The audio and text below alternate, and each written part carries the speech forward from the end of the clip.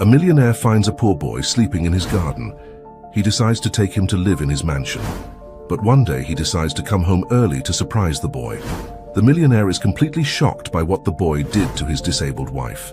The sprawling estate of Ellington Manor stood as a testament to wealth and opulence in the heart of New York's affluent Westchester County. Its manicured lawns and meticulously maintained gardens were a stark contrast to the world beyond its wrought iron gates. On a chilly autumn evening, as the sun dipped below the horizon, painting the sky in hues of orange and purple, the manor's owner, Robert Ellington, found himself facing an unexpected dilemma. Robert, a self-made millionaire in his early 50s, had just returned from a grueling board meeting. His Tesla glided silently up the long driveway, the gravel crunching beneath its tires. As he approached the main entrance, something caught his eye. A small hunched figure curled up beneath one of the ornate rose bushes that lined the walkway. Curiosity piqued, Robert stepped out of his car and cautiously approached. To his astonishment, he found a young boy no older than 10 fast asleep on the damp grass. The child's clothes were tattered and dirty, his shoes worn through at the soles. A small threadbare backpack served as his pillow. Robert's heart clenched at the sight. In all his years of philanthropy and charitable giving, he had never encountered such stark poverty on his own doorstep. For a moment, he stood frozen, unsure of how to proceed. Should he call the authorities? Wake the boy and send him on his way? As he deliberated, the boy stirred, his eyes fluttering open. Startled by Robert's looming presence, he scrambled backward, fear evident in his wide brown eyes. "It's all right," Robert said softly, holding up his hands in a gesture of peace. "I'm not going to hurt you. What's your name, son?" The boy hesitated, his gaze darting between Robert and the gate as if calculating his chances of escape. Finally, in a voice barely above a whisper, he replied, "Sam. My name is Sam." Robert crouched down, bringing himself to eye level with the boy. "Hello, Sam, I'm Robert. Can you tell me why you're sleeping in my garden?" Sam's lower lip trembled, and he hugged his knees to his chest. I don't have anywhere else to go. Please don't call the police. I promise I'll leave right away." The desperation in Sam's voice struck a chord within Robert. He thought of his own childhood, of the struggles his parents had faced to provide for him and his siblings. He had vowed long ago that if he ever had the means, he would help those in need. Now, faced with this child's plight, he knew he couldn't simply turn away. "How about we go inside and get you something to eat?" Robert offered, his voice gentle. "It's getting cold out here, and I bet you're hungry." Sam's eyes widened with a mix of hope and suspicion. "Really? You'd do that?" Robert nodded, standing up and extending his hand. "Really, come on. Let's get you warmed up." Hesitantly, Sam took Robert's hand and allowed himself to be led towards the imposing front doors of Ellington Manor. As they entered, the stark contrast between Sam's disheveled appearance and the opulent interior was jarring. Crystal chandeliers cast a warm glow over marble floors and priceless artworks. Sam gaped in awe, his eyes roving over every luxurious detail. "Robert, is that you?" A woman's voice called from deeper within the house. "Yes, dear," Robert replied, "and we have a guest." Moments later, a wheelchair glided into view carrying Robert's wife, Elizabeth. Her elegantly coiffed silver hair and designer outfit were a stark contrast to Sam's ragged appearance. Her eyes widened in surprise as she took in the scene before her. "Robert, what's going on? Who is this?" Elizabeth's voice was tinged with confusion and a hint of disapproval. Before Robert could respond, Sam shrunk back, clearly intimidated by Elizabeth's presence. Robert placed a reassuring hand on the boy's shoulder. "Elizabeth, this is Sam. I found him sleeping in our garden. He needs our help," Robert explained, his tone brooking no argument. Elizabeth's brow furrowed, her lips pursing into a thin line. It was clear she had reservations about this unexpected turn of events. However, years of marriage had taught her to read her husband's determination, and she knew that once Robert set his mind to something, there was little use in opposing him. "I see," she said finally, her voice carefully neutral. "Well, I suppose the first order of business is to get him cleaned up and fed. Maria," she called, summoning their housekeeper. As Maria appeared and was given instructions to prepare a bath and a meal for Sam, Robert couldn't help but notice the boy's wide-eyed wonder at his surroundings. There was something in Sam's expression, a mix of awe, gratitude, and tentative hope, that tugged at Robert's heartstrings. In that moment, as he watched Sam being gently led away by Maria, Robert made a decision that would change all their lives forever. He didn't know the boy's story yet, didn't know what circumstances had led him to seek shelter in a stranger's garden, but he knew with a certainty that surprised even himself that he wanted to help this child, not just for tonight, but for as long as Sam needed.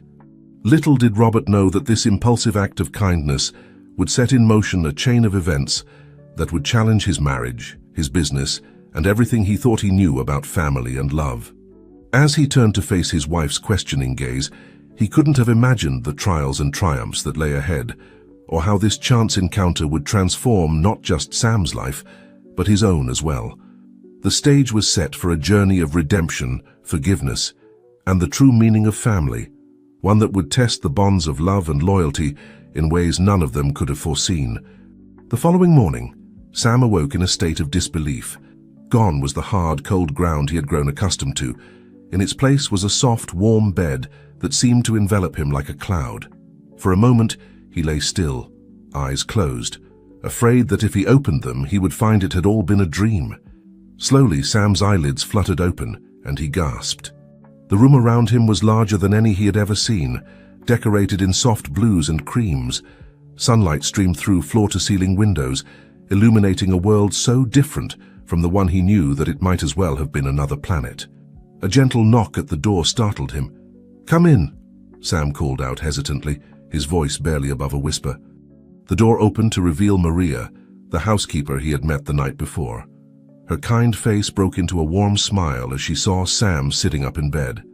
"Good morning, young sir," she said cheerfully. "Mr. Ellington asked me to bring you some breakfast and to let you know that he'd like to speak with you when you're ready." Sam nodded, still somewhat dazed by his surroundings. As Maria set a tray laden with more food than Sam had seen in months on the bedside table, he couldn't help but ask, Is this real? Am I really here?" Maria's eyes softened with understanding. "Yes, dear. This is very real. Mr. Ellington has a big heart and he wants to help you. Now eat up and get dressed. There are some clothes in the wardrobe that should fit you." As Maria left, Sam turned his attention to the breakfast before him. Pancakes, eggs, fresh fruit, and a tall glass of orange juice. It was a feast fit for a king in Sam's eyes. He ate slowly, savoring every bite, still half expecting to wake up at any moment. After breakfast, Sam found a set of clothes that fit him perfectly in the wardrobe. As he dressed, he couldn't help but marvel at how soft and clean they felt against his skin. It had been so long since he had worn anything but his old, tattered clothes. With a deep breath to steady his nerves, Sam made his way out of the room and down the grand staircase. He found Robert in a study lined with bookshelves that stretched from floor to ceiling. The millionaire was seated behind a large mahogany desk, but he stood as Sam entered the room. "Good morning, Sam," Robert greeted him warmly. "I hope you slept well. Please have a seat." Sam perched on the edge of a leather armchair, his posture tense. "Thank you, sir, for everything. I don't know how to repay you." Robert waved away Sam's words. "There's no need for repayment, Sam. What I'd like is to understand your situation better. Can you tell me how you ended up in my garden last night?" Sam's hands twisted in his lap as he began to speak. His story unfolded slowly at first, then in a rush of words. He told Robert about losing his parents in a car accident 2 years ago, about being bounced from one foster home to another, each worse than the last. He spoke of his decision to run away, of the months he'd spent on the streets, scrounging for food and seeking shelter wherever he could find it. As Sam spoke, Robert listened intently, his heart heavy with the weight of the boy's experiences. When Sam finished, silence fell over the study. Robert leaned forward, his elbows on his desk, fingers steepled beneath his chin. "Sam," he said finally, "I want to help you, not just for a night or two, but in a more permanent way. Would you be willing to stay here with us for a while?" Sam's eyes widened in disbelief. "Stay here? But why would you want me to stay?" Robert's expression softened. "Because every child deserves a safe place to call home, Sam. And while I can't replace what you've lost, I can offer you safety, education, and a chance at a better future." Tears welled up in Sam's eyes, and he nodded, unable to speak. Robert stood and walked around the desk, placing a gentle hand on Sam's shoulder. Good, he said. Now let's go find Elizabeth and share the news. They found Elizabeth in the sunroom, her wheelchair positioned near a large window overlooking the gardens. As Robert explained his decision to Elizabeth, Sam couldn't help but notice the mix of emotions that flitted across her face: surprise, uncertainty, and something that looked almost like fear. "Robert," Elizabeth said, her voice tight, "can I speak with you privately for a moment?" As Robert and Elizabeth moved to a corner of the room, Sam pretended to be engrossed in a potted plant, but he couldn't help overhearing snippets of their hushed conversation. "Are you thinking? We can't just take in a strange child. Needs our help, Elizabeth. I won't turn my back on him. What about our reputation? What will people say?" "Don't care what people say. It's the right thing to do." Finally, Elizabeth's shoulders sagged in resignation. She wheeled herself back to Sam, her expression carefully composed. "Well, Sam," she said, her voice carrying a forced cheerfulness, "it seems you'll be staying with us for a while. I hope you'll be comfortable here." Sam nodded, offering a tentative smile. "Thank you, Mrs. Ellington. I promise I won't be any trouble." As Robert began to outline plans for Sam's stay, enrolling him in school, arranging for a tutor to help him catch up, setting up a trust fund for his future, Sam felt a warmth blooming in his chest. For the first time in years, he dared to hope for a better future. But even as he basked in Robert's kindness, Sam couldn't shake the feeling that Elizabeth's acceptance was fragile at best. He resolved to do everything in his power to prove himself worthy of the chance he'd been given, unaware of the challenges that lay ahead. As the day progressed, Sam explored the vast manor, each new discovery filling him with wonder. The library, with its thousands of books, captured his imagination like nothing else. As he ran his fingers along the spines of countless volumes, a spark ignited within him. A thirst for knowledge, a desire to learn and grow. Robert, noticing Sam's fascination with the library, felt a surge of pride and hope. He saw in Sam not just a child in need, but a bright young mind eager to flourish. It strengthened his resolve to provide Sam with every opportunity to succeed. That night, as Sam lay in his new bed, surrounded by luxury he had never dreamed of, he made a silent vow. He would repay the Ellingtons' kindness, not just with gratitude, but with determination. He would study hard, learn everything he could, and one day, he hoped, make them proud. Little did Sam know that his presence in the Ellington household would set in motion a series of events that would challenge and change them all. As he drifted off to sleep, the first seeds of transformation were already beginning to take root in the hearts and minds of those around him. As the days turned into weeks, Sam's presence began to subtly alter the rhythm of life at Ellington Manor. The grand house, once filled with a somber silence punctuated only by the whir of Elizabeth's wheelchair and the muffled conversations of staff, now echoed with the tentative sounds of a child's laughter and eager footsteps. Robert found himself looking forward to evenings spent in the library with Sam, the boy's insatiable curiosity, a breath of fresh air in his often staid world of business deals and board meetings. He watched with growing pride as Sam devoured book after book, his reading skills improving rapidly under the guidance of Miss Thompson, the tutor Robert had hired. One evening, as they sat in the library, Sam looked up from a hefty tome on world history, his brow furrowed in concentration. "Mr. Ellington," he began hesitantly, "I was wondering, could you tell me more about what you do? Your work, I mean." Robert's eyes lit up at the question. He launched into an explanation of his various business ventures, simplifying complex concepts for Sam's benefit.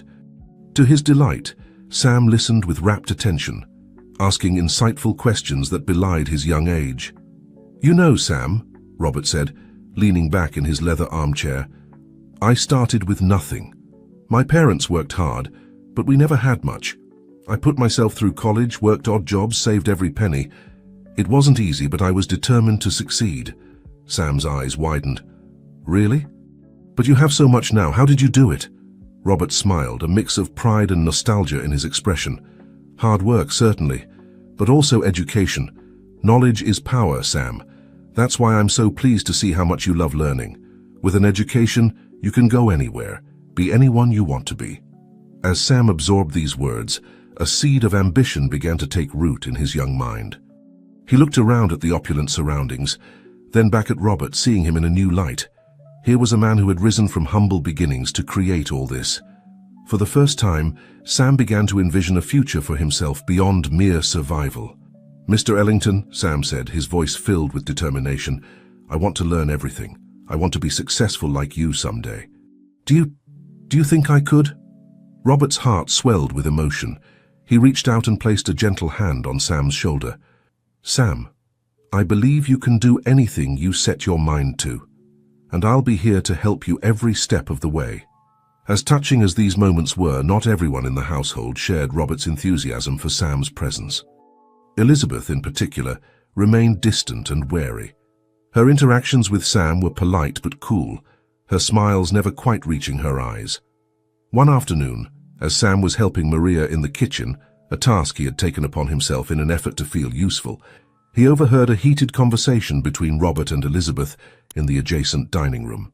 "Robert, I understand your desire to help the boy, but have you really thought this through?" Elizabeth's voice was strained. "We know nothing about his background. What if he has problems? What if he's dangerous?" "Elizabeth, please," Robert replied, his tone a mix of exasperation and disappointment. "Sam is a child, not a criminal. He's been nothing but respectful and eager to learn since he arrived. How can you still harbor such suspicions?" "It's not just about Sam," Elizabeth continued. "What about us? Our friends are starting to ask questions. The Hawthorns cancelled their dinner plans with us last week. People are talking, Robert." Sam's heart sank as he listened. He had been so focused on proving himself to Robert that he hadn't fully considered how his presence might be affecting the Ellingtons' social standing. A familiar feeling of unworthiness began to creep in, threatening to overshadow the hope he had begun to nurture. But Robert's next words pushed back against Sam's doubts. "Let them talk," he said firmly. "If our so-called friends can't understand or support our decision to help a child in need, then perhaps they weren't really our friends to begin with. Sam stays, Elizabeth. That's final." The conversation ended abruptly, and Sam quickly busied himself with the dishes as Elizabeth wheeled past the kitchen, her face a mask of barely contained frustration. As she passed, her eyes met Sam's for a brief moment. In that instant, Sam saw something in her gaze that he couldn't quite define, a mixture of resentment, fear, and something else. Something almost like longing. That night, unable to sleep, Sam crept down to the library. As he ran his fingers along the spines of the books, he made a silent vow. He would work harder than ever to prove himself worthy of Robert's faith in him. He would study, learn, and grow. And somehow, someday, he would find a way to win Elizabeth's approval as well. As Sam pulled a book from the shelf, A Beginner's Guide to Business and Economics, he didn't notice the figure watching him from the shadows of the hallway. Elizabeth sat in her wheelchair, observing the boy's determination with a conflicted heart. Part of her wanted to wheel into the library, to offer guidance or perhaps even comfort. But the larger part, the part shaped by years of social expectations and fears, held her back. She retreated silently to her room, leaving Sam to his late-night studies. As she lay in bed, staring at the ceiling, Elizabeth couldn't shake the image of the small boy in the vast library, reaching for knowledge with such earnest determination. Despite her reservations, a tiny crack appeared in the wall she had built around her heart. Meanwhile, in his study, Robert sat at his desk, poring over legal documents. The papers before him detailed the process of legal guardianship, a step he was considering taking to secure Sam's place in their home. As he read, his resolve strengthened. He would protect this boy, give him every opportunity to succeed, regardless of the social consequences. What none of them realized was that forces beyond the walls of Ellington Manor were already taking notice of the changed dynamics within. The ripples of their decisions were spreading outward, destined to return as waves that would test the foundations of the life they were building. As the first light of dawn began to creep over the horizon, the inhabitants of Ellington Manor slept, each lost in their own thoughts and dreams. Sam, finally asleep in the library armchair, a book on his lap. Elizabeth, tossing restlessly in her bed, her mind a battlefield of conflicting emotions. And Robert, slumped over his desk, surrounded by the paperwork that represented his commitment to Sam's future. The day ahead would bring new challenges, new opportunities for growth, and the first hints of the storms that were gathering on the horizon. But for now, in the quiet hours of the early morning, a fragile peace settled over the grand house, as delicate and full of potential as the first buds of spring. As autumn gave way to winter, the grounds of Ellington Manor transformed into a winter wonderland. Snow blanketed the once manicured lawns, and icicles hung like crystal chandeliers from the eaves of the grand house. For Sam, who had never experienced such luxury during the cold months, it was nothing short of magical. One crisp December morning, Sam stood at the window of his room, watching the groundskeepers clear the driveway of fresh snow. The sight of their efficient work sparked an idea in his mind. Hurrying downstairs, he found Robert in his study, poring over some documents. "Mr. Ellington," Sam began, slightly out of breath from his rush, "I was wondering if I could help the groundskeepers with the snow. I used to shovel sidewalks for spare change before I came here." Robert looked up, surprise and warmth mingling in his expression. "That's very thoughtful of you, Sam, but you don't need to do that. We have staff for those tasks." Sam's face fell slightly, but he pressed on. "I know, sir, but I want to help. I want to contribute somehow. Please." Robert studied the boy for a moment, seeing the earnest desire to be useful shining in his eyes. Finally, he nodded. "All right, Sam, if it means that much to you, you can help. But bundle up warm and don't overdo it." Sam's face lit up with a grin. "Thank you, Mr. Ellington. I promise I'll be careful." As Sam hurried off to don his winter gear, Robert couldn't help but feel a swell of pride. The boy's work ethic and desire to contribute were admirable traits, ones that reminded Robert of his own youth. Outside, Sam threw himself into the task with gusto. The groundskeepers, initially skeptical of the young boy's presence, soon found themselves impressed by his determination and skill. Sam worked tirelessly, his cheeks rosy from the cold and exertion, a sense of satisfaction growing with each cleared patch of driveway. From her position at the bay window in the sitting room, Elizabeth observed Sam's industrious efforts. She watched as he laughed with the groundskeepers, his joy evident even from a distance. For a brief moment, a small smile tugged at the corners of her mouth, but it quickly faded as she heard the approaching whir of Robert's electric wheelchair. "He's quite something, isn't he?" Robert said as he came to a stop beside her, his gaze fixed on Sam outside. Elizabeth's response was non-committal. "He certainly seems eager to please." Robert turned to look at his wife, a hint of frustration in his voice. "Elizabeth, when are you going to give the boy a chance? It's been months. He's done nothing but try to fit in, to help where he can. What more do you want from him?" Elizabeth's jaw tightened, her hands gripping the armrests of her wheelchair. "What I want, Robert, is for things to go back to the way they were. Before you brought a stranger into our home, before our friends started whispering behind our backs, before—" She trailed off, but the unspoken words hung heavy in the air between them. Before the accident that had left her wheelchair-bound, before the dreams of the family they had planned to have had been shattered. Robert's expression softened. He reached out, placing a hand gently on Elizabeth's shoulder. "I know this isn't what we planned, my dear, but life rarely goes according to plan.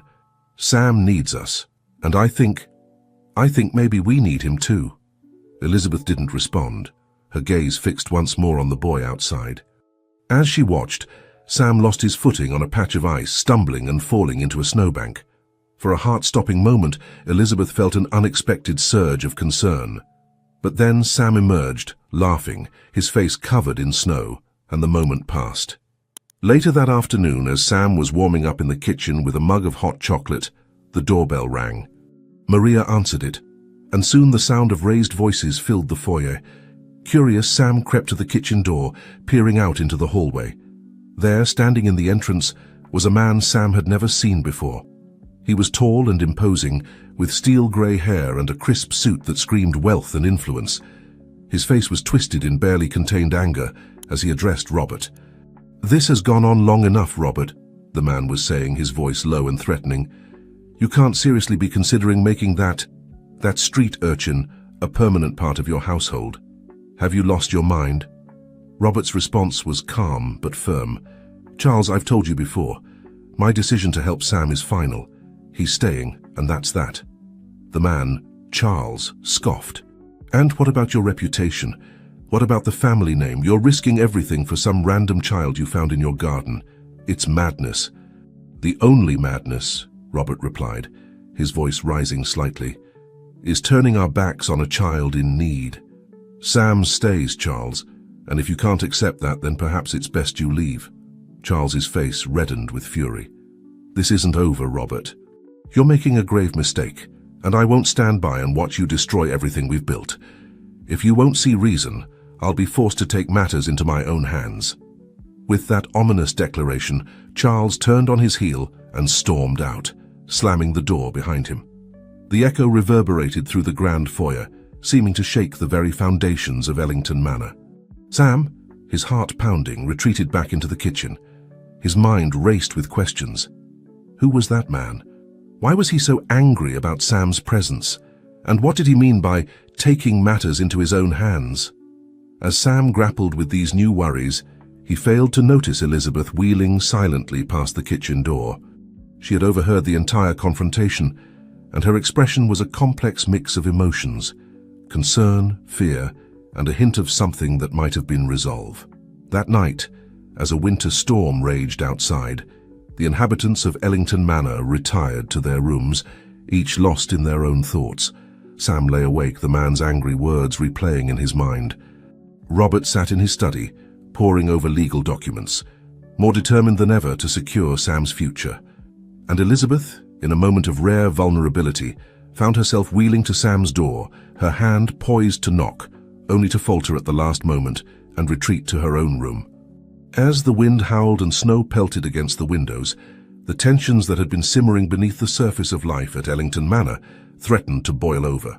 The confrontation with Charles had shattered the fragile peace, setting in motion events that would test the bonds forming between Sam and the Ellingtons and force each of them to confront their deepest fears and most closely held beliefs. In the dark of night, as the storm raged on, the future of Ellington Manor and its inhabitants hung in the balance, as precarious as a snowflake on the wind. The days following Charles's confrontation at Ellington Manor were tense. Robert spent long hours in his study, fielding calls and poring over documents.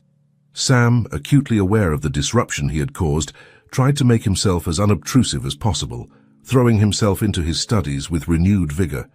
It was during one of these study sessions in the library that an unexpected interaction occurred.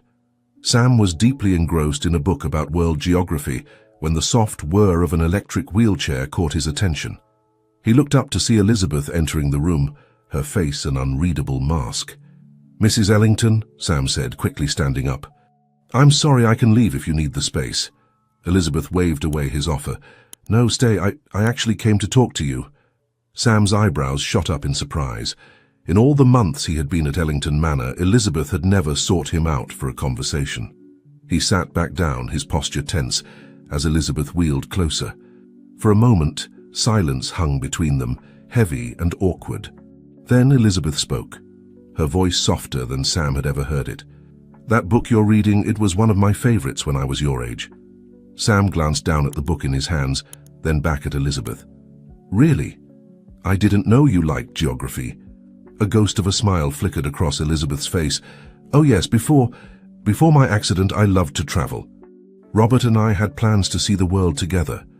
As she spoke, Elizabeth's eyes took on a faraway look, as if seeing beyond the walls of the library to distant horizons.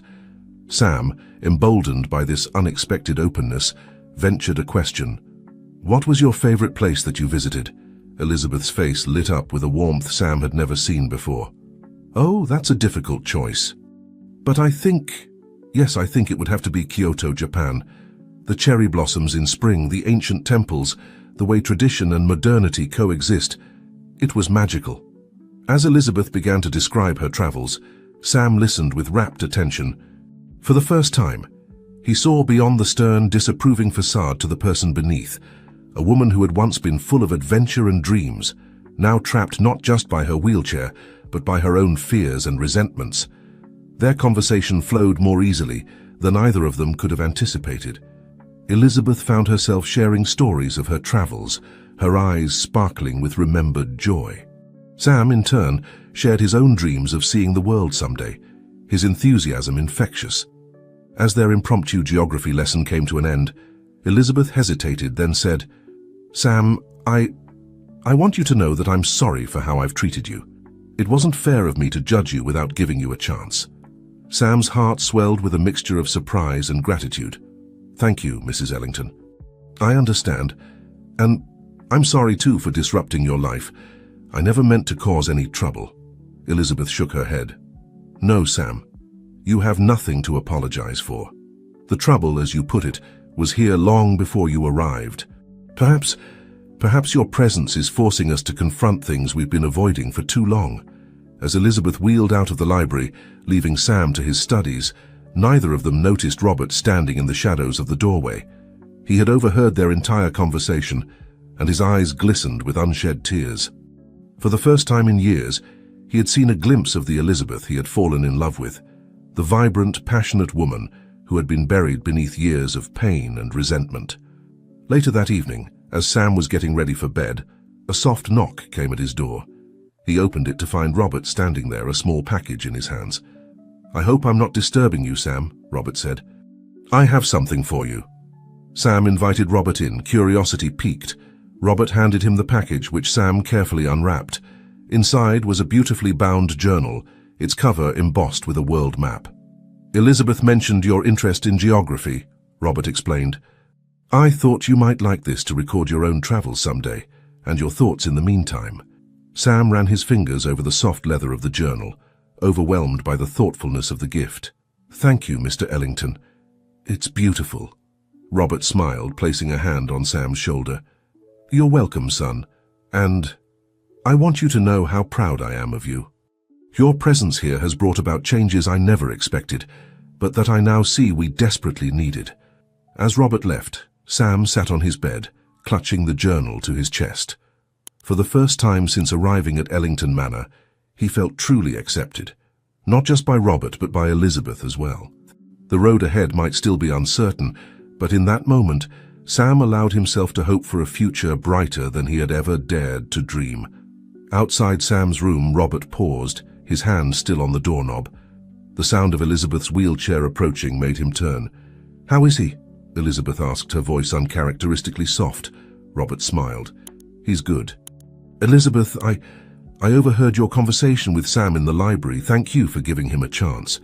Elizabeth's eyes met Robert's, a mix of emotions swirling in their depths. I think maybe it's time I gave myself a chance too. Robert, I've been so angry for so long. But seeing Sam, his resilience, his hope, it's made me realize how much I've been holding on to the past." Robert knelt down beside Elizabeth's wheelchair, taking her hands in his. "My dear, it's never too late for a new beginning, for any of us." As they sat there in the dimly lit hallway, hands clasped, a sense of possibility seemed to fill the air. The challenges ahead were still daunting. Charles's threats loomed large, and years of pain and misunderstanding couldn't be erased in a single day. But for the first time in years, the inhabitants of Ellington Manor faced the future not as individuals trapped in their own struggles, but as a unit, bound together by unexpected connections and newfound understanding. In his room, Sam opened his new journal to the first blank page. With a steady hand, he began to write, recording not just his hopes for the future, but his gratitude for the present, for second chances, for unexpected kindness, and for the first stirrings of what felt like family. As winter deepened its hold on Ellington Manor, the newfound warmth within its walls seemed to defy the chill outside. Sam, Elizabeth, and Robert had settled into a tentative harmony, their days filled with shared meals, impromptu geography lessons, and quiet evenings by the fireplace. However, the spectre of Charles's threats loomed large, casting a long shadow over their fragile peace. One particularly frosty morning, Sam awoke to find the manor in a state of unusual activity. Maids scurried about, polishing silver and arranging flowers, while the chef barked orders in the kitchen. Confused, Sam made his way to the dining room, where he found Robert and Elizabeth in deep conversation. "Good morning," Sam said hesitantly, sensing the tension in the air. "Is everything all right?" Robert and Elizabeth exchanged a glance before Robert spoke. "Sam, we're having some important guests for dinner tonight, old friends of the family." Elizabeth's lips tightened into a thin line. "The Hawthorns," she added, her voice carrying a note of apprehension. "They've been curious about our situation here." Sam's heart sank. He knew without being told that he was the situation in question. "Should I make myself scarce?" he asked, hating how small his voice sounded. "Absolutely not," Robert said firmly. "You're part of this household now, Sam. The Hawthorns will just have to accept that." Elizabeth nodded, though her expression remained troubled. "Just be yourself, Sam. That's all we ask." As Sam helped with the preparations for the dinner, his mind raced with worries. Who were the Hawthorns? Were they anything like Charles? Would they try to convince Robert and Elizabeth to send him away? The answer came that evening as the doorbell chimed, echoing through the manor. Sam, dressed in his best clothes, freshly tailored at Robert's insistence, stood nervously at the top of the grand staircase as the front door opened to admit the guests. Mr. and Mrs. Hawthorn were an imposing couple. He was tall and distinguished, with a neatly trimmed salt-and-pepper beard, while she was elegantly dressed, her pearls gleaming in the soft light of the foyer. But it was the young girl with them who caught Sam's attention. About his age, with bright red hair and a smattering of freckles across her nose, she looked as uncomfortable as Sam felt. "Robert, Elizabeth," Mr. Hawthorn boomed, his voice filling the space. "It's been far too long." As pleasantries were exchanged, Sam slowly made his way down the stairs. The girl's eyes met his, and she offered a small, sympathetic smile. "And this must be Sam," Mrs. Hawthorn said, her gaze sharp as it landed on him. "We've heard so much about you." Sam swallowed hard, forcing a smile. "It's nice to meet you, Mr. and Mrs. Hawthorn. This is our daughter Emily," Mr. Hawthorn added, gently pushing the red-haired girl forward. "Hi," Emily said softly, her cheeks coloring slightly. As they moved to the dining room, Sam couldn't help but feel like a specimen under a microscope. The adults' conversation flowed around him, punctuated by pointed questions about his background and his presence at Ellington Manor. "It's just so unconventional," Mrs. Hawthorn remarked, her tone carefully neutral. "I mean taking in a child off the streets. Weren't you concerned about the risks?" Before Robert could respond, Elizabeth surprised everyone by speaking up. "The only risk," she said firmly, "would have been turning our backs on a child in need. Sam has been nothing but a blessing to this household." Sam's heart swelled with gratitude at Elizabeth's words. Under the table, he felt a gentle nudge against his foot. Looking up, he met Emily's eyes. She gave him an encouraging smile, as if to say, "Hang in there." As the evening progressed, Sam found himself relaxing slightly. Emily turned out to be a kindred spirit, sharing his love of books and travel. They whispered quietly about their favorite stories and dream destinations, finding common ground amidst the adults' more serious conversations. It wasn't until dessert was served that the true purpose of the Hawthorns' visit became clear. "Robert," Mr. Hawthorn began, setting down his fork, "we need to discuss Charles." The temperature in the room seemed to drop several degrees. Robert's jaw tightened. "What about Charles?" Mr. Hawthorn sighed. "He's making waves, Robert, talking to the board members, spreading rumors. He's convinced that your decision to take in Sam is evidence of diminished capacity." "That's ridiculous," Robert snapped, his voice sharp. "We know that," Mrs. Hawthorn interjected smoothly. "But perception is everything in our circles, Robert. You know that." Sam felt his chest tighten, guilt and fear washing over him in equal measure. He was the cause of all this trouble, all because Robert and Elizabeth had shown him kindness. Sensing his distress, Emily reached under the table and gave his hand a quick, reassuring squeeze. The simple gesture of solidarity helped ground Sam, reminding him that not everyone saw him as a problem to be solved. Elizabeth's voice cut through the tension. "And what do you think?" she asked the Hawthorns, her tone challenging. "Now that you've met Sam, do you agree with Charles?" The Hawthorns exchanged a look. It was Mr. Hawthorn who finally spoke. "Honestly, we came here tonight prepared to side with Charles, but seeing you all together, seeing how Sam fits into your lives, it's clear to us that Charles is wrong. The boy is polite, well-spoken, and clearly devoted to both of you," Mrs. Hawthorn added. "Whatever your reasons for taking him in, it's evident that it was the right decision." Relief washed over Sam, so intense that he felt dizzy with it. Robert reached out, placing a hand on Sam's shoulder, while Elizabeth's eyes shone with unshed tears. "Thank you," Robert said, his voice thick with emotion. "Your support means more than you know." As the evening drew to a close, Sam found himself on the front steps with Emily, watching as their parents said their goodbyes. "I'm glad I met you," Emily said softly. "Don't let the grown-ups and their silly politics get you down, okay? You belong here." Sam nodded, a lump in his throat. "Thanks, Emily." "I'm glad I met you too." As the Hawthorns' car disappeared down the driveway, Sam turned to find Robert and Elizabeth watching him with warm smiles. "You did wonderfully tonight, Sam," Elizabeth said, reaching out to straighten his collar affectionately. Robert nodded in agreement.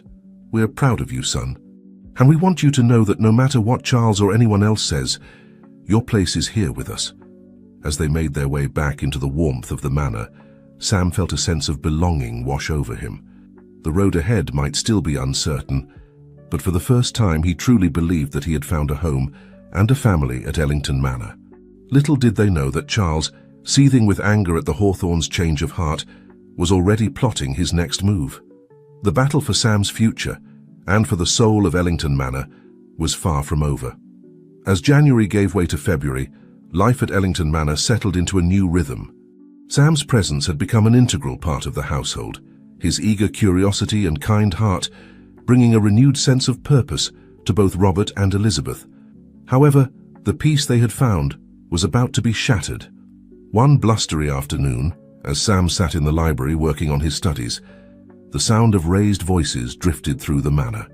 Curiosity piqued, he quietly made his way towards Robert's study where the commotion seemed to originate. "You have no right, Charles," Robert's voice thundered, uncharacteristically angry. "No right at all." "I have every right, Robert," came the cool reply. Sam recognized the voice as belonging to Charles, the man who had threatened to take matters into his own hands. "As a member of the board and your brother-in-law, I have a responsibility to protect this family's interests." Sam's breath caught in his throat. Brother-in-law? He hadn't known Charles was related to the Ellingtons.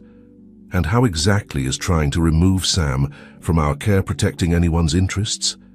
Elizabeth's voice joined the fray, sharp with indignation. There was a rustling of papers, and Charles spoke again, his tone smug.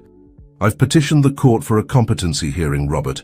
Your decision to take in a street urchin to risk everything we've built for some misguided act of charity. It calls into question your ability to manage not just your personal affairs, but the company as well." Sam's world tilted on its axis. A competency hearing. Could they really take Robert's company away from him? And all because of him? "This is absurd," Robert growled. "You won't get away with this, Charles." "Oh, but I think I will," Charles replied.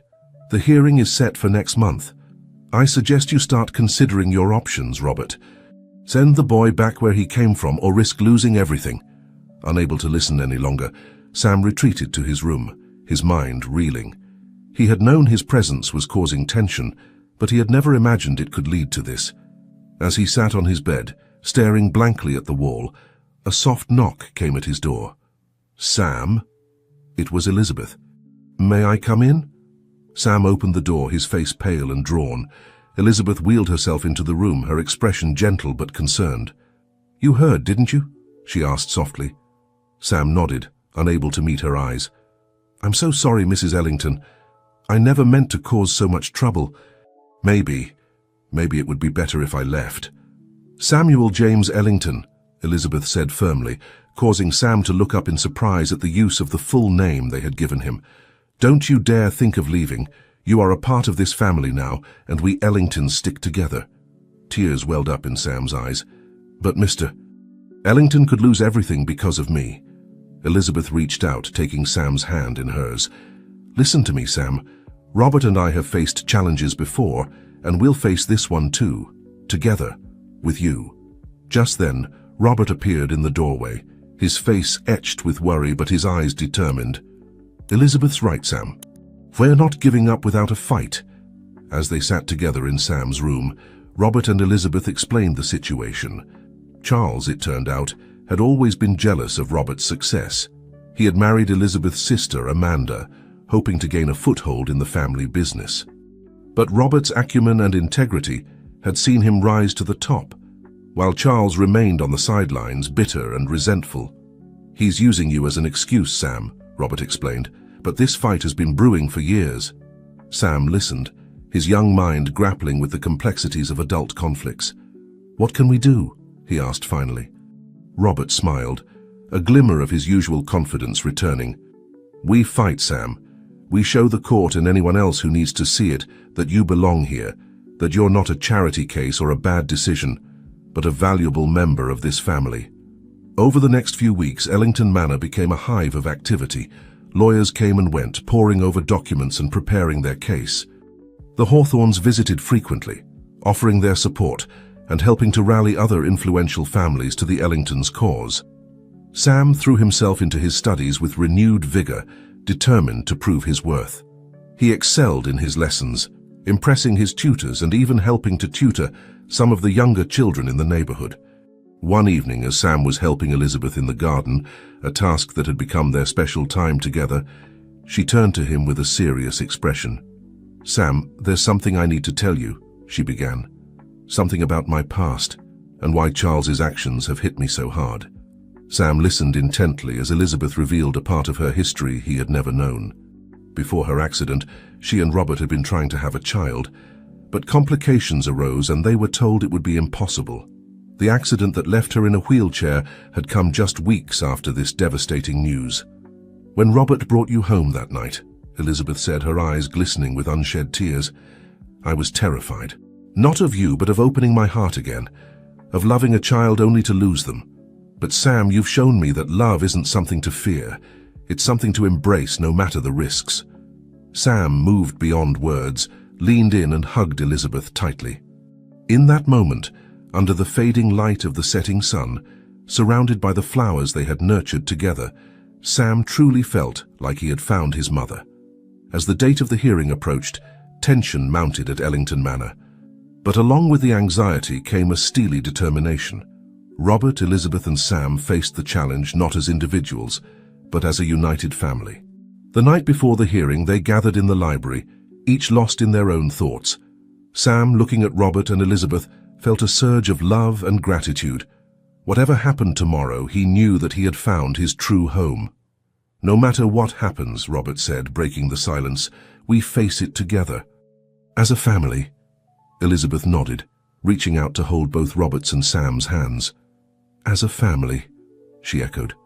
Sam squeezed their hands, his voice strong and clear as he added, "As a family." As they sat there, united in their resolve, none of them could have predicted the shocking revelations and unexpected allies that awaited them at the hearing. The battle for Sam's future, and for the very soul of the Ellington family, was about to reach its climax. The morning of the hearing dawned cold and grey, as if the weather itself was reflecting the somber mood at Ellington Manor. Sam stood before the mirror in his room, adjusting his tie with trembling hands. He had never worn a suit before, and the unfamiliar fabric felt stiff and constraining. A gentle knock at the door preceded Elizabeth's entrance. She wheeled into the room, her own attire impeccable as always. "Here, let me help you with that," she said softly, reaching up to straighten Sam's tie. As she worked, she met his eyes in the mirror. "Remember, Sam, no matter what happens today, you are an Ellington. Hold your head high." Sam nodded, swallowing the lump in his throat. "I will, Mom," he said, the words slipping out naturally. Elizabeth's eyes widened for a moment, then softened with emotion. Downstairs, they found Robert waiting by the front door, his face a mask of determination. "Ready?" he asked, looking at his family. "Ready?" Sam and Elizabeth replied in unison. The ride to the courthouse was silent, each lost in their own thoughts. As they pulled up to the imposing building, Sam's heart raced. This was it, the moment that would decide his future. Inside, the courtroom was already buzzing with activity. Sam recognized several faces: the Hawthorns, some of Robert's business associates, and of course Charles sitting at the plaintiff's table with a smug expression. As the hearing began, Charles's lawyer presented their case. He painted a picture of Robert as a man whose judgment had been compromised by grief and guilt, leading him to make rash decisions that put both his family and his company at risk. Mr. Ellington's decision to bring an unknown child into his home, to offer him access to sensitive business information, and to consider him as a potential heir to the Ellington fortune is not just ill-advised, the lawyer argued. It's a clear sign of diminished capacity. Sam felt sick to his stomach. Is that how people saw him, as a threat, a mistake? But then it was the Ellingtons' turn. Their lawyer, a sharp-eyed woman named Ms. Patel, stood up. "Your Honor," she began, "the opposition would have you believe that compassion is a sign of weakness, that opening one's heart and home to a child in need is an act of madness. We intend to prove not only that Mr. Ellington's decision was sound, but that it has brought immeasurable positive change to the Ellington household and to young Sam's life." Over the next few hours, a parade of witnesses took the stand. Teachers and tutors testified to Sam's intelligence and work ethic. The Hawthorns spoke of the positive influence Sam had on their own daughter, Emily. Even some of the household staff came forward, describing how Sam had breathed new life into Ellington Manor. But the most powerful testimony came from Elizabeth. As she wheeled to the front of the courtroom, a hush fell over the assembled crowd. "Your Honor," Elizabeth began, her voice clear and strong, "I must confess that when Robert first brought Sam home, I was afraid. Afraid of change, afraid of opening my heart. But Sam—" She paused, her eyes finding the boy in the crowd. "Sam taught me that it's never too late for a second chance. He brought laughter back into our home, purpose back into our lives. He is not a charity case or a flight of fancy. He is our son, in every way that matters." There wasn't a dry eye in the courtroom as Elizabeth finished her testimony. Even the judge seemed moved. As the hearing neared its end, Robert took the stand. He spoke of his own humble beginnings, of the mentors who had given him a chance, and of his desire to pay that kindness forward. "Sam is not a risk to our family or our business," Robert declared. "He is our future, the future of everything we've built, everything we believe in." Just as it seemed the hearing was wrapping up, there was a commotion at the back of the courtroom. All heads turned to see a woman hurrying down the aisle. Sam's heart stopped. He recognized her immediately, though he hadn't seen her in years. "Your Honor," the woman called out, slightly out of breath. "I have testimony relevant to this case." The judge peered at her over his glasses. "And you are?"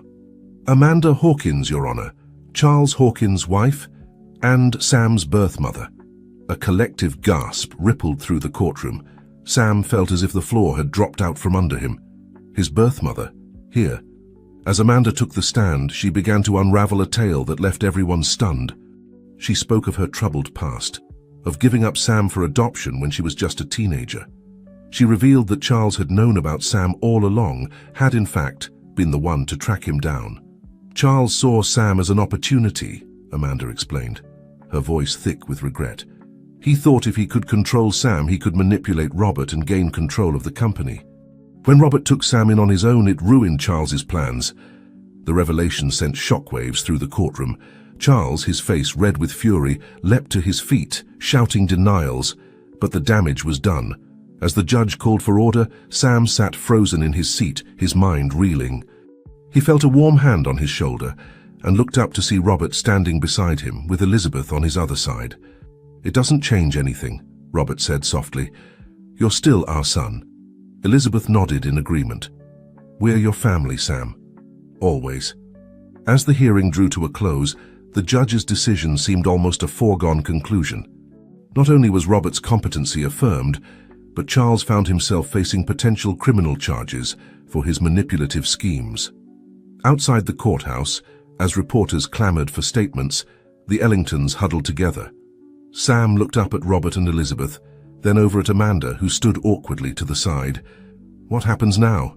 he asked, his voice small. Robert squeezed his shoulder. "That, my boy, is up to you. We have a lot to talk about, but know this. Whatever you decide, we're here for you. Always."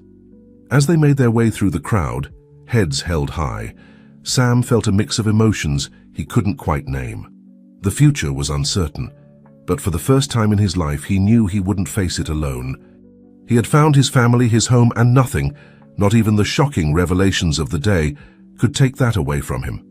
The battle was over, but the journey of the Ellington family was far from finished. As they drove back to the manor, Sam knew that the most important chapters of their story were yet to be written. The days following the hearing were a whirlwind of emotions and adjustments for the Ellington family. As they returned to the manor, the weight of recent events hung heavy in the air. Sam, still reeling from the revelation about his birth mother, retreated to his room, seeking solitude to process his tumultuous thoughts. Robert and Elizabeth, sensing Sam's need for space, gave him time while grappling with their own conflicting emotions. The threat to their family had been neutralized, but the unexpected appearance of Amanda had opened a Pandora's box of complications. It was on the third day after the hearing that Sam finally emerged from his self-imposed isolation. He found Robert and Elizabeth in the sunroom, their heads bent close in quiet conversation. They looked up as he entered, their faces a mixture of concern and love. I think I'm ready to talk," Sam said, his voice small but steady. Elizabeth wheeled closer, patting the seat next to her. "Come, sit with us, darling." As Sam settled between them, Robert spoke. "We want you to know that nothing has changed for us, Sam. You are our son, regardless of biology. But we also understand if you have questions, if you want to know more about your birth mother." Sam nodded, his eyes fixed on his hands. "I do have questions, but I'm also scared. What if she wants me back? What if I have to leave?" Elizabeth's hand found Sam's, squeezing gently. "Oh, sweetheart. You don't have to do anything you don't want to. This is your home and we are your family. Nothing will change that unless you want it to."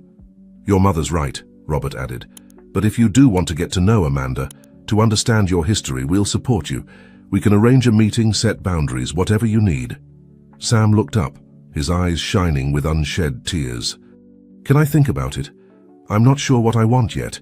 "Of course," Elizabeth said, pulling him into a hug. "Take all the time you need." As the days passed, life at Ellington Manor began to settle into a new normal. The media frenzy surrounding the hearing gradually died down, and the family found themselves adjusting to their strengthened bonds. One sunny afternoon, as Sam was helping Elizabeth in the garden, an activity that had become their special bonding time, she broached the subject that had been on everyone's minds. "Sam," she began, her hands busy with a rose bush, "I want you to know that whatever you decide about Amanda, it won't change how I feel about you. You've become the child of my heart and nothing can alter that." Sam paused in his work, looking at Elizabeth with a mixture of gratitude and uncertainty. Even if I want to meet her?" Elizabeth's smile was gentle. "Even then, darling, life is rarely simple. It's possible to love more than one person, to have connections with different people in different ways. If you want to explore your relationship with Amanda, it doesn't diminish what we have." Emboldened by Elizabeth's words, Sam made a decision. That evening, at dinner, he announced that he was ready to meet Amanda.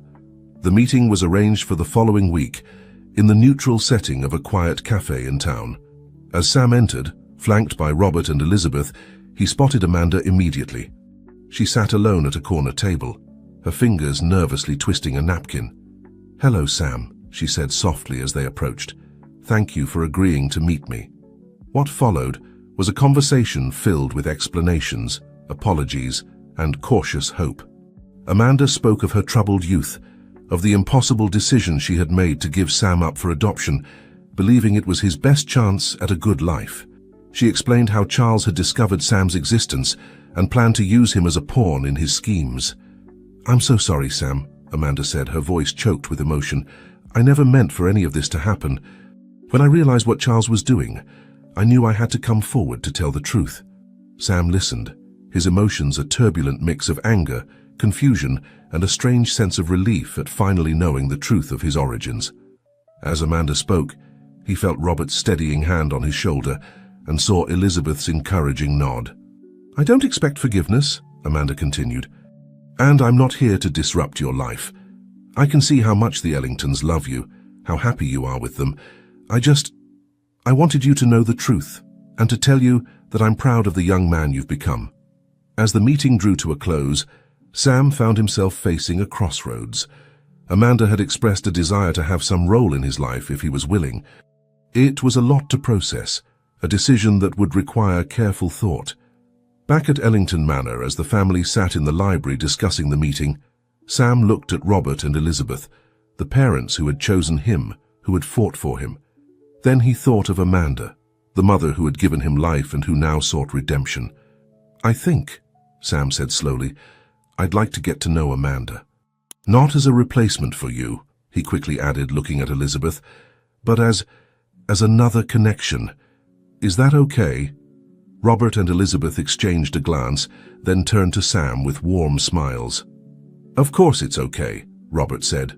"Family comes in many forms, Sam.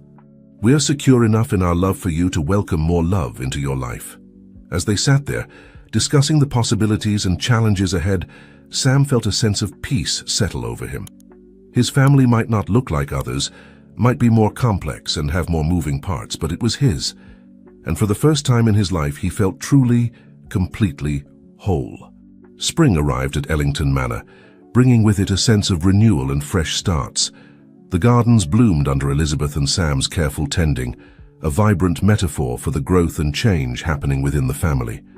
Sam's relationship with Amanda was developing slowly but steadily. They met regularly for lunch or walks in the park, gradually building a connection that, while different from his bond with the Ellingtons, was meaningful in its own way. Amanda, true to her word, never tried to overstep or replace Robert and Elizabeth's role in Sam's life. Instead, she offered another layer of support and love, enriching Sam's world in unexpected ways. One warm Saturday morning, as Sam helped Robert in his study, organizing some old files, they came across a dusty photo album. As they flipped through it together, Robert shared stories of his own childhood, of the mentors who had believed in him and given him chances to succeed. "You know, Sam," Robert said, a thoughtful look on his face, "finding you that night in our garden, it was like life had come full circle. I was given an opportunity to pay forward the kindness that was shown to me." Sam nodded, understanding dawning in his eyes. "And now I want to do the same, to help other kids like me." Robert's face lit up with pride. "That's a wonderful idea, son. In fact, I've been thinking along similar lines. What would you say to starting a foundation? We could help underprivileged children, provide educational opportunities, maybe even set up a mentorship program." The idea took root, growing and evolving over the following weeks. The entire family threw themselves into the project with enthusiasm. Elizabeth reached out to her vast network of social connections, drumming up support and donations. Amanda, eager to contribute positively to Sam's life, offered her skills as a social worker to help structure the foundation's programs. As news of the Ellington Foundation spread, it began to attract attention from unexpected quarters. Emily Hawthorne, Sam's friend from the dinner party months ago, convinced her parents to become major donors. Other families in their social circle, impressed by the Ellingtons' commitment to giving back, began to offer their support as well. The foundation's first major event was a gala fundraiser held at Ellington Manor. The grand house, once a symbol of isolation and privilege, was transformed into a bustling hub of philanthropy and community spirit. As Sam stood with his family, Robert, Elizabeth, and Amanda, greeting guests and sharing their vision, he felt a sense of purpose and belonging that went beyond anything he had ever imagined. During a quiet moment in the festivities, Sam found himself in the garden with Elizabeth. They stood and sat together, admiring the roses they had nurtured through the winter. "You know," Elizabeth said, a hint of wonder in her voice, "when Robert first brought you home, I was so afraid. Afraid of change, afraid of opening my heart again. But now, looking at all of this," she gestured to the gala in full swing beyond the garden, "I realize that you didn't just change our lives, Sam. You've changed our entire world." Sam leaned down to hug Elizabeth, words failing to express the depth of his emotions. As they embraced, Robert joined them, wrapping his arms around both. "My family," he said softly, his voice thick with emotion. "My amazing, world-changing family." As the gala continued inside, the Ellingtons stood together in the garden, united in love and purpose. They had faced challenges, overcome prejudices, and emerged stronger. And now they were poised to make a difference in the lives of countless other children who, like Sam, just needed a chance. The story of the boy in the garden had evolved into something greater than any of them could have imagined. It had become a story of second chances, of chosen family, and of the transformative power of love and acceptance. As Sam looked at Robert and Elizabeth, then over at Amanda chatting with guests near the fountain, he knew that his journey was far from over. But whatever challenges lay ahead, he would face them with the strength and support of his unique, beautiful family. In the warm glow of the garden lights, surrounded by the sweet scent of blooming flowers, the Ellingtons stood at the threshold of a new chapter. The future stretched out before them, full of promise and possibility, ready to be written with the same love, courage, and compassion that had brought them together. As the Ellington Foundation flourished, so did Sam. Now in his early teens, he had grown into a thoughtful, compassionate young man, deeply involved in the Foundation's work. However, with adolescence came new challenges, both for Sam and for his unconventional family. One crisp autumn morning, Sam burst into the kitchen, his face flushed with excitement. "Mom, Dad, I got the lead role in the school play." Elizabeth beamed from her wheelchair while Robert clapped Sam on the back. "That's wonderful, son. What's the play?" "It's Oliver Twist," Sam replied, his eyes shining. "I'm playing Oliver."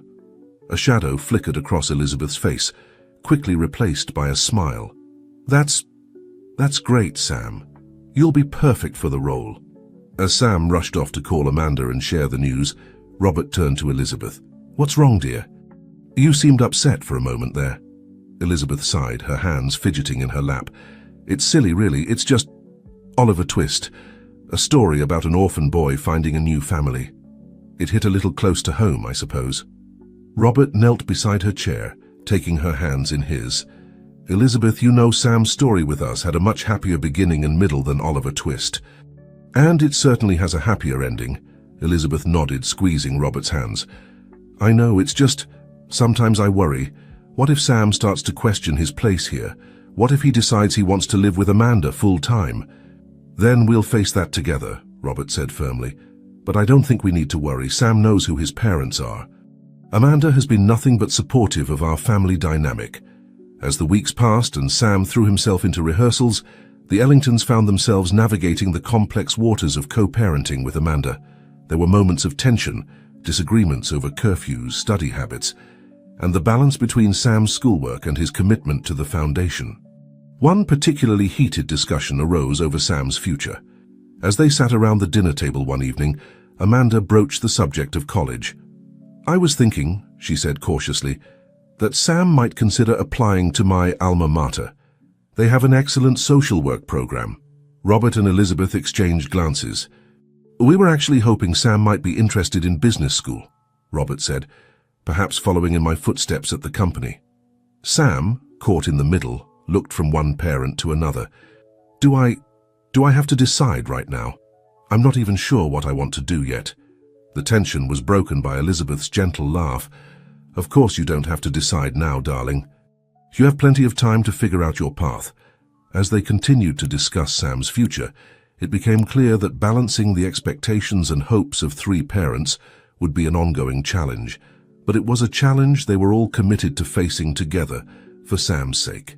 As Sam's high school graduation approached, the Ellington household was a flurry of activity. College applications had been sent out, the Foundation was planning a major expansion, and there was a palpable sense of change in the air. One sunny Saturday, as Sam was helping Elizabeth in the garden, a tradition they had maintained over the years, she noticed him seemed distracted. "What's on your mind, sweetheart?" she asked, pausing in her pruning. Sam sighed, setting down his trowel. "I got an offer from a volunteer program in South America. They want me to spend a year helping to set up education programs in underprivileged communities." Elizabeth's eyebrows rose. "That sounds like an amazing opportunity, Sam. But what about college?" "That's the thing," Sam said, running a hand through his hair. "I'm not sure I'm ready for college yet. I feel like I need to see more of the world first, to really understand the kind of impact I want to make." Elizabeth was quiet for a moment, her eyes on the blooming roses they had nurtured together over the years. Finally, she spoke. "You know, when Robert first brought you home, I was terrified of change. But you taught me that change can be beautiful, that it can help us grow in ways we never imagined." She reached out, taking Sam's hand in hers. "If this is what you feel you need to do, then you should do it.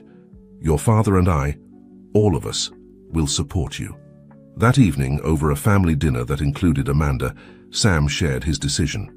The reactions were mixed. Robert was concerned about safety. Amanda worried about Sam delaying his education, but underlying all their concerns was a deep pride in the young man Sam had become and the choices he was making. As the weeks passed and preparations for Sam's journey began, the Ellington household was a whirlwind of activity. Robert used his connections to ensure Sam would be as safe as possible during his year abroad. Elizabeth threw herself into researching the communities Sam would be working with, determined to understand this new chapter in her son's life. Amanda, drawing on her social work experience, helped Sam prepare for the emotional challenges he might face. The night before Sam's departure, the family gathered in the library, the room where so much of Sam's journey with the Ellingtons had begun. Robert raised a glass in a toast. "To Sam," he said, his voice thick with emotion, "who came into our lives unexpectedly and has brought us more joy than we could have ever imagined. We are so proud of the man you've become and the difference you're going to make in the world." As they all clinked glasses, Sam looked around at his family, Robert and Elizabeth, who had taken a chance on a boy in their garden and given him a home. Amanda, who had found the courage to reconnect and build a new kind of relationship, and even Charles, who, after years of therapy and reconciliation, had become a cautious but present part of their extended family. "I couldn't have done any of this without you," Sam said, his eyes shining. "You all taught me what family really means and showed me that love can take many forms. I promise to carry those lessons with me wherever I go." Chapter 13. Full Circle. 1 year later, the gardens of Ellington Manor were once again in full bloom. Elizabeth sat in her wheelchair by the rose bushes, a book forgotten in her lap as she gazed at the gate, waiting. The sound of a car approaching sent a flutter of excitement through her. Moments later, the gate swung open, and a tall young man with a backpack slung over his shoulder walked in. Sam, tanned and with a new air of confidence, broke into a run when he saw Elizabeth. "Mom!" he called out, enveloping her in a hug that nearly lifted her from her chair. "Oh, my boy," Elizabeth said, tears in her eyes. "Welcome home." As they made their way inside, Sam was greeted by Robert and Amanda, both of whom had been anxiously awaiting his return. The family settled in the library, eager to hear about Sam's experiences. Sam's eyes shone as he recounted tales of the communities he'd worked with, the children he'd taught, and the perspectives he'd gained. "It was challenging," he admitted. "There were times I felt overwhelmed, times I wasn't sure I was making a difference.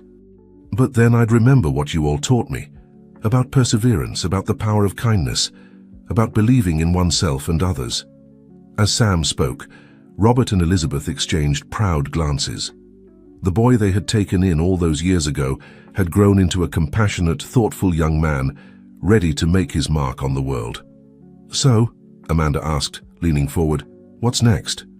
Are you thinking about college now?" Sam nodded, a determined look in his eye. "Yes, but not in the way we originally planned. I want to study international development and social entrepreneurship. I want to take what I've learned from the foundation and my time abroad and expand on it." Robert beamed. "That sounds wonderful, son.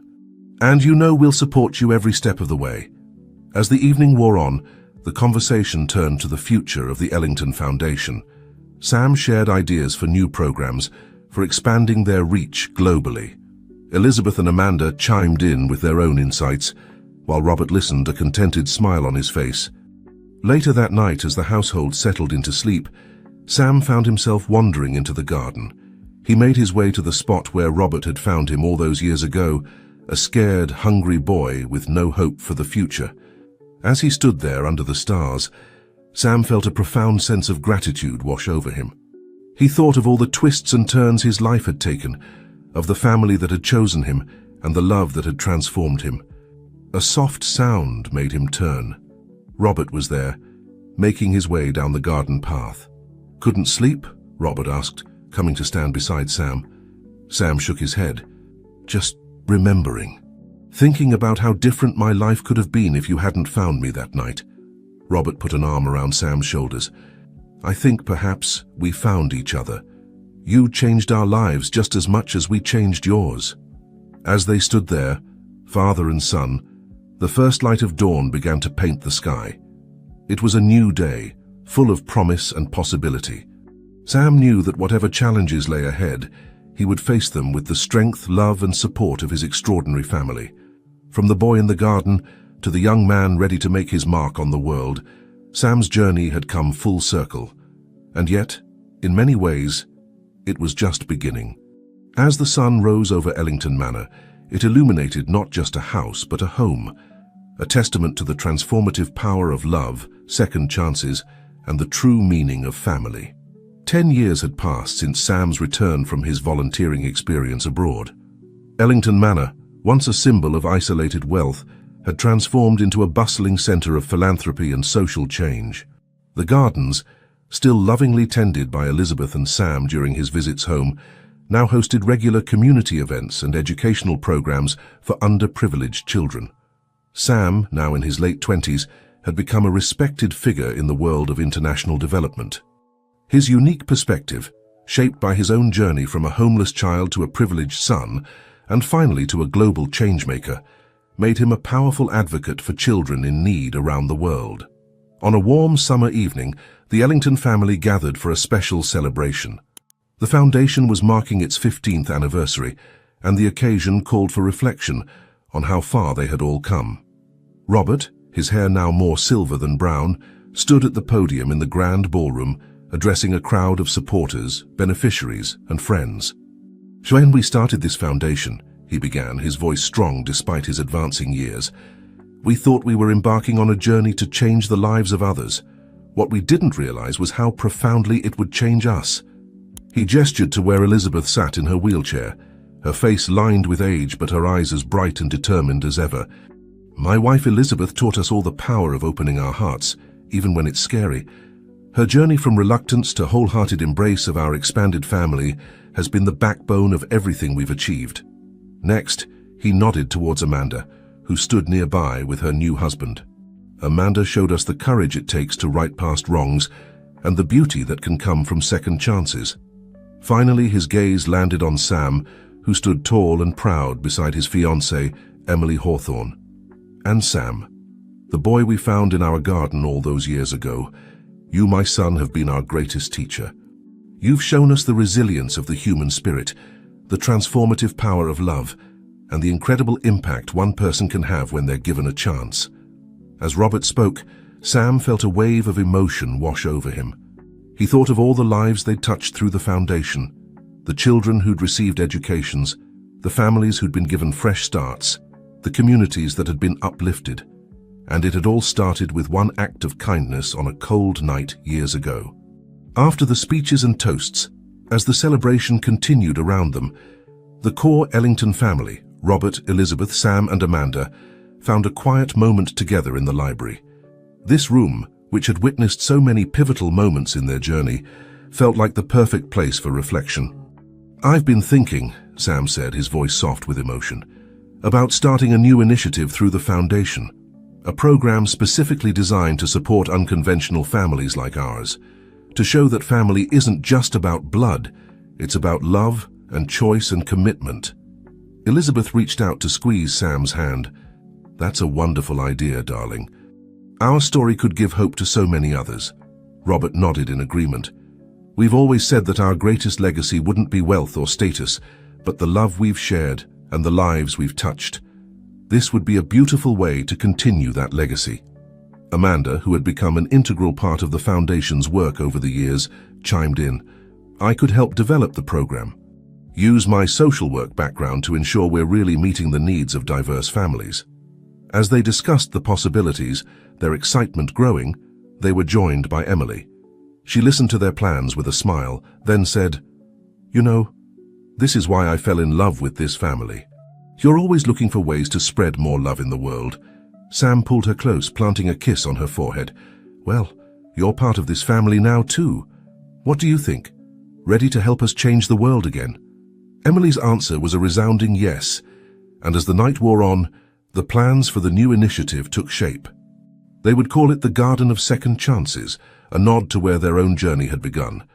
As the celebration wound down and guests began to depart, Sam found himself once again drawn to the garden. He stood in the spot where Robert had found him all those years ago, marveling at the twists and turns his life had taken. He felt a presence beside him and turned to see Robert approaching, moving a bit slower now, but still with that same warmth in his eyes. Quite a night, eh? Robert said, joining Sam in gazing out over the moonlit garden. Sam nodded. I was just thinking about how different everything could have been. If you hadn't found me that night, if you and Mom hadn't taken a chance on me. Robert put his arm around Sam's shoulders. You know, son, I've come to believe that some things are meant to be, not in a way that absolves us of responsibility, but in a way that challenges us to rise to the occasions life presents us with. That night, we were given an opportunity to open our hearts, to redefine what family means, and look at all the good that's come from that one decision. Sam leaned into his father's embrace.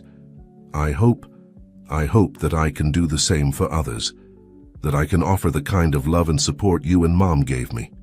You already are, Sam, Robert assured him. Every day through your work, through the way you live your life, you're passing on that legacy of love, and it will continue through your children and their children after them. As they stood there, the first light of dawn began to break over the horizon. It was a new day, full of promise and possibility. Sam thought about the journey ahead, his upcoming wedding to Emily, their plans to adopt the new initiative for the foundation. He felt a sense of excitement, but also a deep peace. Whatever challenges lay ahead, he knew he had the strength to face them, buoyed by the love of his extraordinary family. From the boy in the garden to the man ready to build gardens of hope for others, Sam's story had come full circle. And yet, in many ways, it was just beginning.